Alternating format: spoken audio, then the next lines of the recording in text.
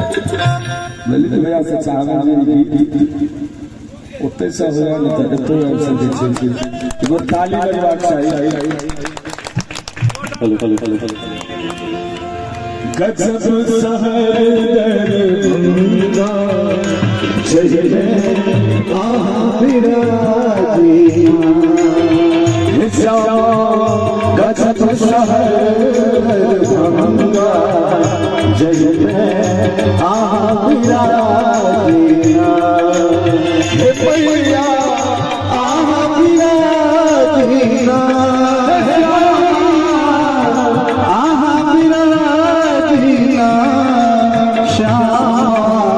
गजब शहर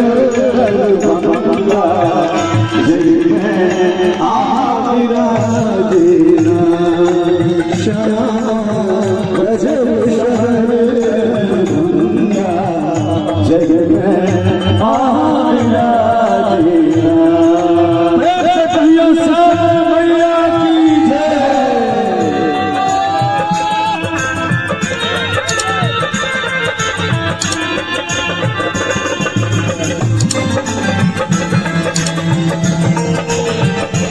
दरभंगा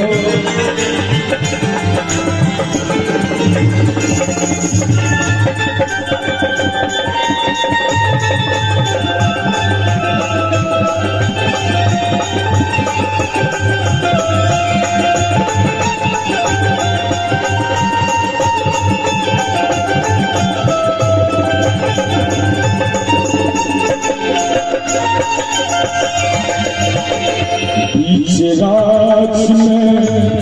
मंदिर चमके राज में मंदिर चमके गुल सौ नगम के गम गम गम के हे भगचाली कहां हे भैया कोई लखबाली कहाँ बिना सोया गजब शहर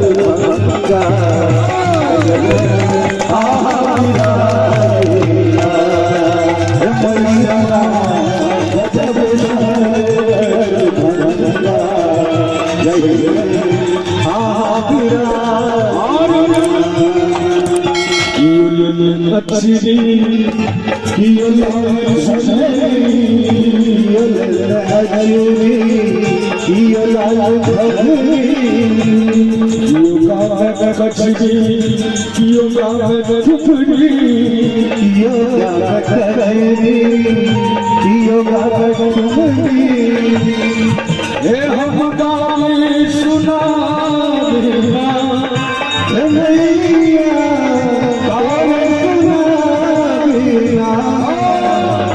श्यामा गजब शहर दरभंगा